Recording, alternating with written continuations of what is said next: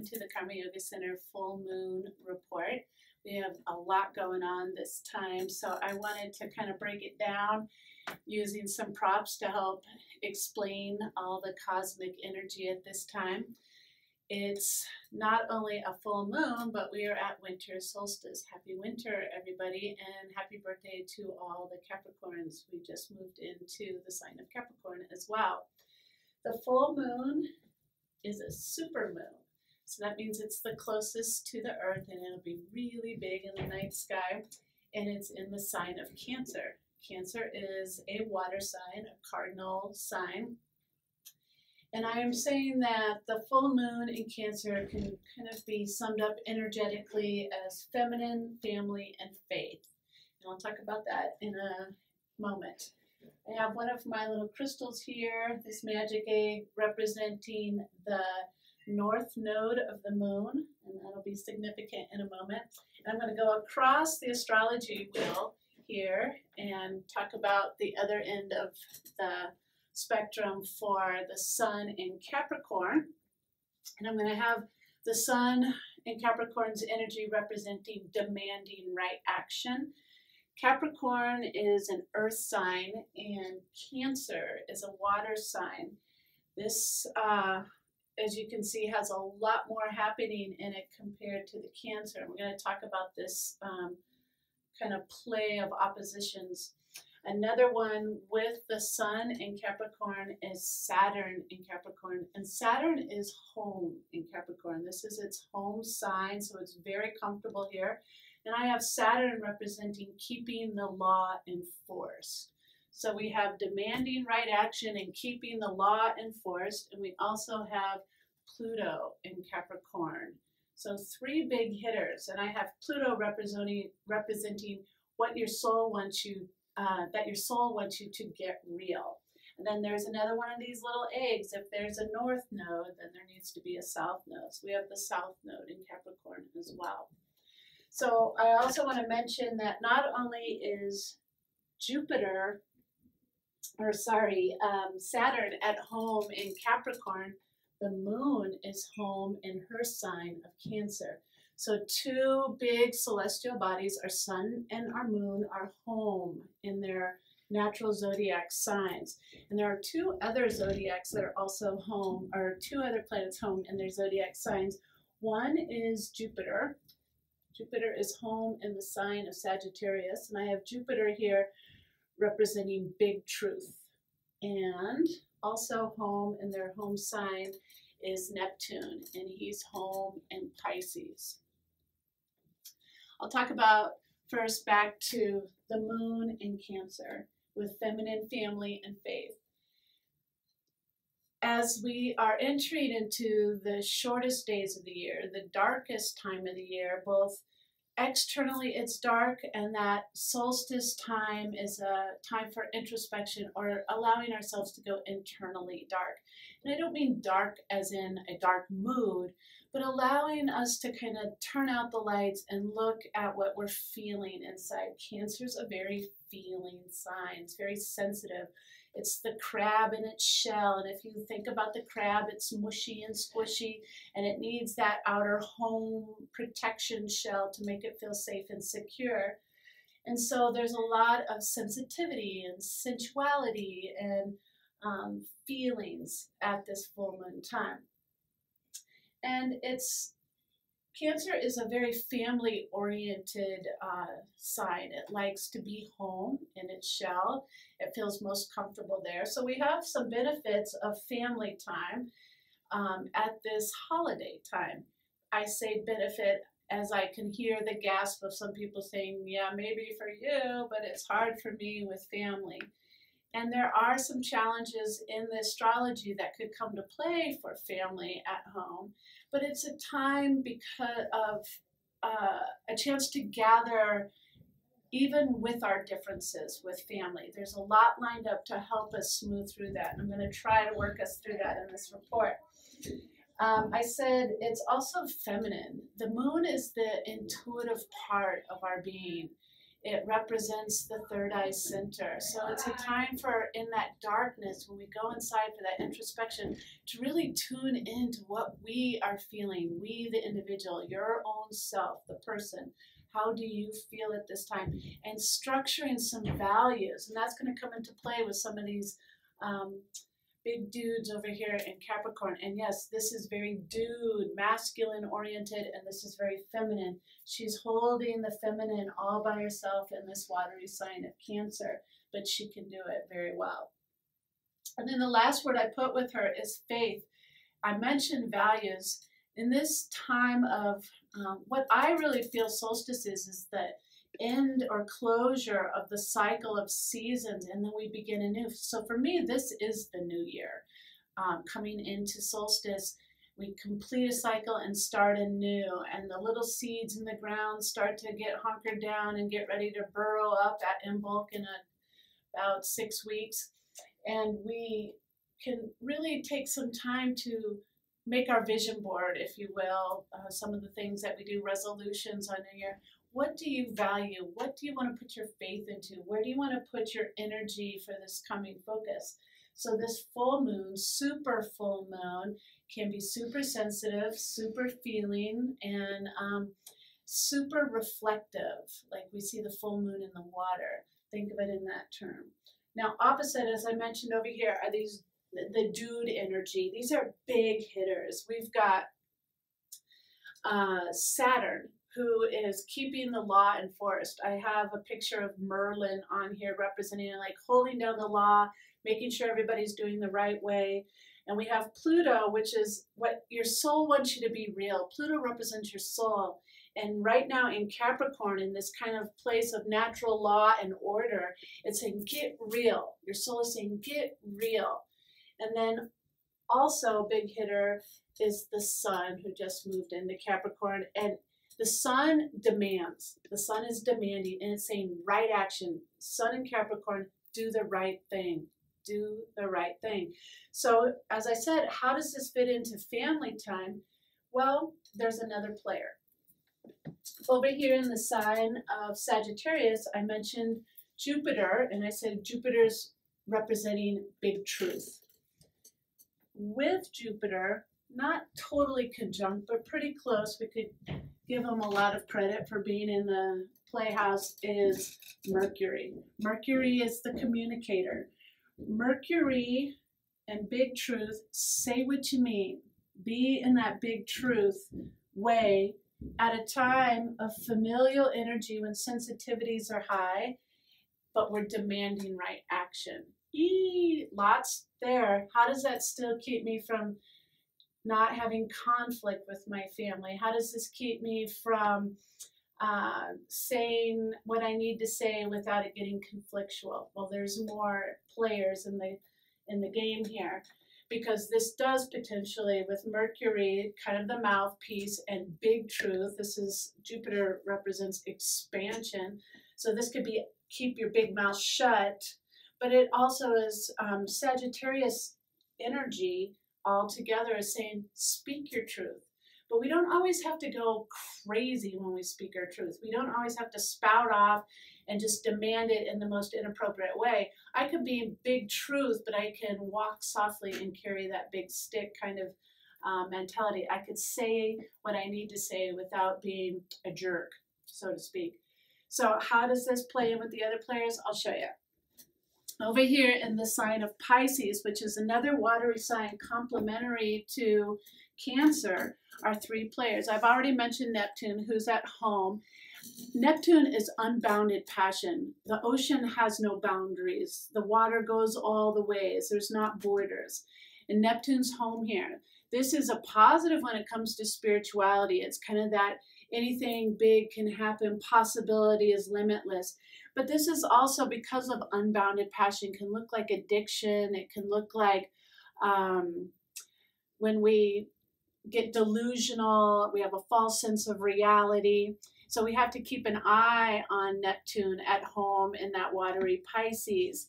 But this unbounded passion can lend itself in helping speak our truth, But again, it could get out of control with the big mouthpiece, so we still need some more helpers.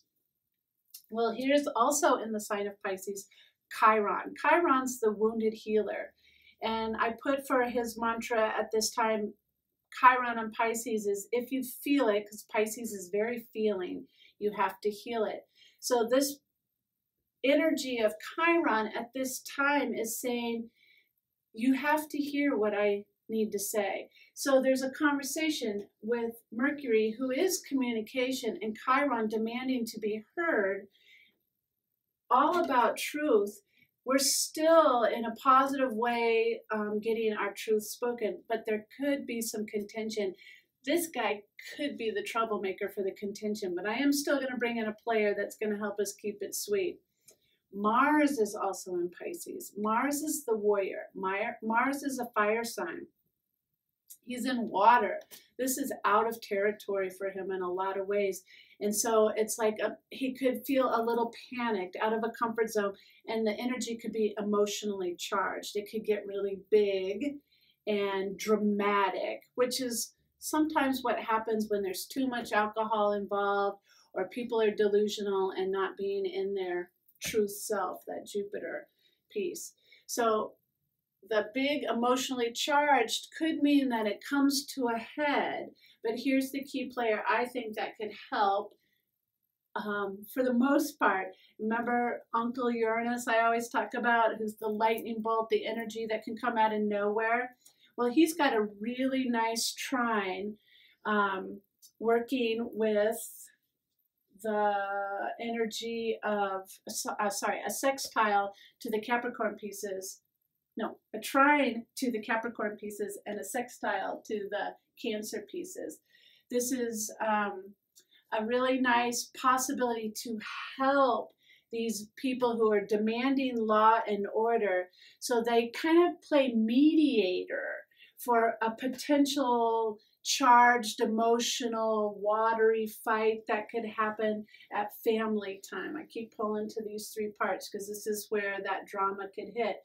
But he's working really well with his brothers over here in Capricorn, saying, let's keep the mediation nice. So this little surprise that lights things up could put some light on the subject, could help keep the mediation and conflict down to a minimal. Maybe people step into their mature self, which is so crazy that we have to ask for that at this stage of evolution in our humanity, but possibly that could happen, and I feel pretty strong about it. And I mentioned that it's in sextile to the moon, and sextiles and trines just mean harmonious connections. It's like squaring means a challenge, trine and sextiles mean harmonious. So there's this really nice sextile with the moon in Cancer. So Uranus again could light some things up with that family, feminine faith, that intuition that helps us stay like in our highest self, helps us to stay in clear thinking, lucid thinking, so we don't get so emotionally charged and dramatic. It's good also, I don't want it to sound like Mars and Pisces is a negative thing all the time. The warrior in that watery element could kind of soften some of the aggression that tends to come out of a fight, but you can still have the passion there. You can still have the charge that you need to work through some problems. You need a warrior to work through and charge through those problems, but it doesn't have to be in a conflictual way. It can get heated, possibly, but it could stay also at a level that you can float in the water and not drown. So speaking of passion, we've got another one hiding back here. This is Venus. She's in Scorpio. Venus represents love, abundance, prosperity. A lot of times she's linked to the idea of money, also related to sexuality, and she's in the sign of Scorpio, which is also money, values, sensuality, sexuality. And she's kind of marching direct, again, holding herself high, and she's working all alone.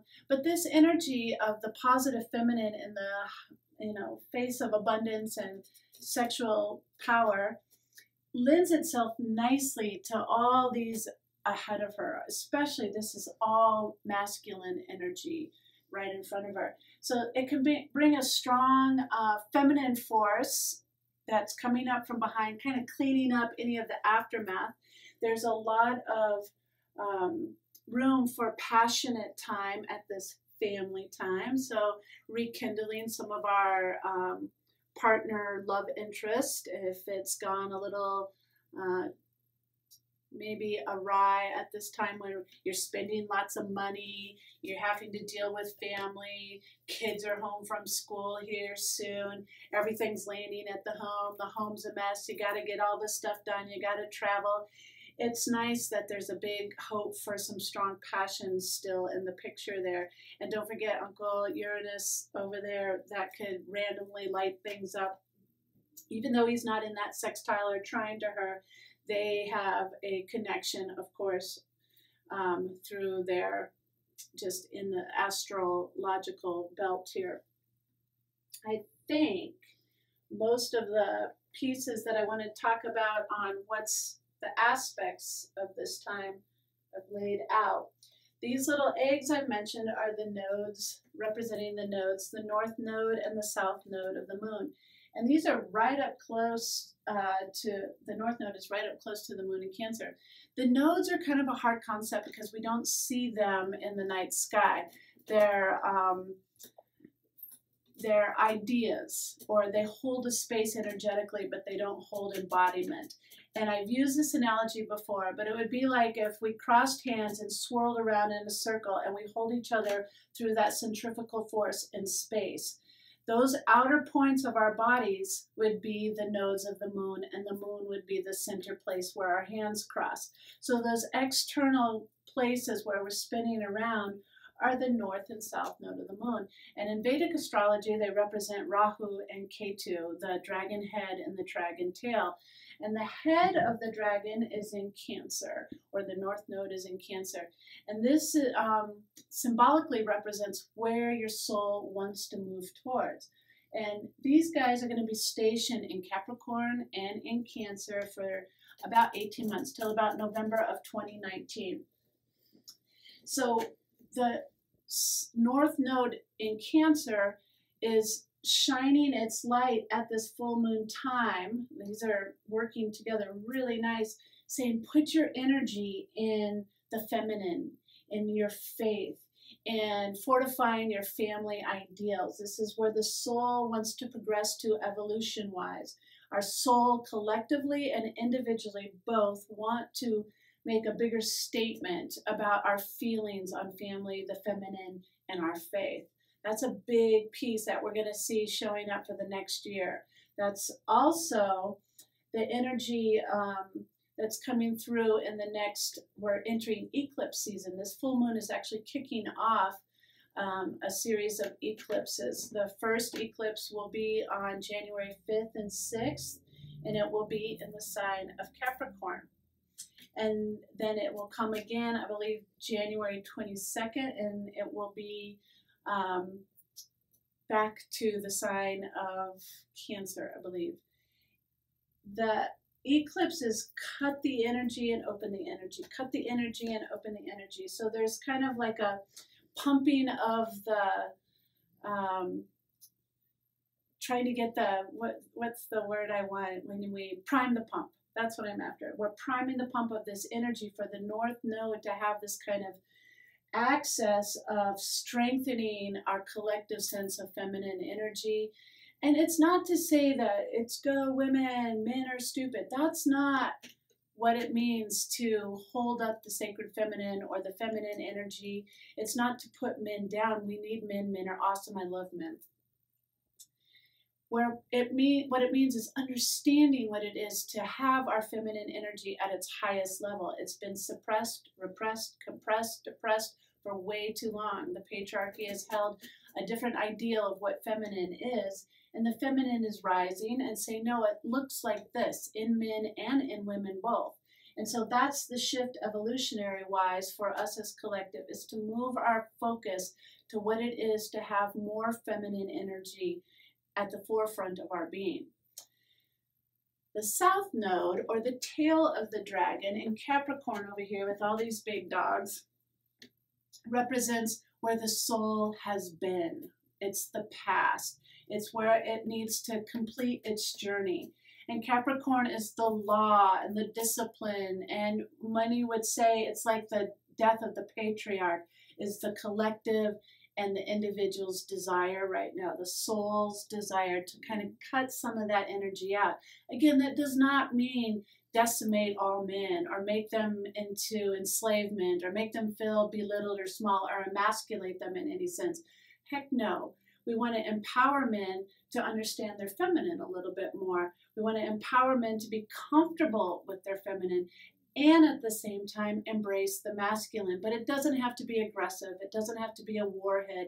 It doesn't have to be contentious or conflictual that it's been showing up with kind of fascism and dictatorship and oppression, suppression. That's been a lot of what we've seen as the patriarch has been in control. The patriarch is simply the man, and it has a negative connotation. We need to put a positive connotation to the word patriarch. Matriarch is just the woman. And for some, the matriarch seems to be diminished and small. We just need to lift it up and show what it is. They're both equally beautiful and both equally needed, but this one has taken a little too much power away from this one. And we need to balance it out and get this an even playing field. And the south node of the moon is saying it's time to let that go. And these heavy hitters can help. You know, if the sun in Capricorn is demanding right action, the sun in Capricorn can help us diminish that. If Saturn in Capricorn means keeping the law in force, what's our new laws? That's part of defining our new faith. What do we believe in? What do we value? What do we hold as high heart ideal? Not just intellect, but what's in the heart? How do we feel? This is the feeling, the intuitive. And then in Pluto in Capricorn is saying the soul wants you to be real. It's not real to have oppression. That is not real. It's really happening, but it's not real way. It's not right way. So it's helping to get things balanced out. And I'm pretty excited about where our evolution as a soul is going collectively. But in order for the collective to get there, the individual has to step in. And hopefully that's why you tune into these reports, is to have a better understanding of how you are as the individual and how you play in the whole scheme of things. So just a quick recap. We've got the full moon that's saying really tune into your inner self and your inner values and your sense of family and the feminine. And on the other side of it, the sun is saying be who you are, be real. And you've got Jupiter and Mercury helping you to speak that truth in a big way. We have lovely Venus bringing up the rear, and she's going to help us to return to ourselves, to help us be who we are in that feminine way. Some people to keep an eye on, but definitely not necessarily trouble. The wounded healer in Pisces who demands to be heard in order to heal themselves. Neptune with that unbridled, unbounded passion, which is a good thing, but watch the overdoing on the party too much. And then we've got the Mars man in Pisces, and make sure that if you find yourself rising up, to use some of that watery energy of Pisces to maybe douse the flames a little bit and keep it not so emotionally charged, but more on an even keel. And then I'll leave on the sweet note of Uncle Uranus. Let that lightning bolt fall where it may and light things up for you at this holiday time. Happy solstice, happy winter, happy holidays. Namaste.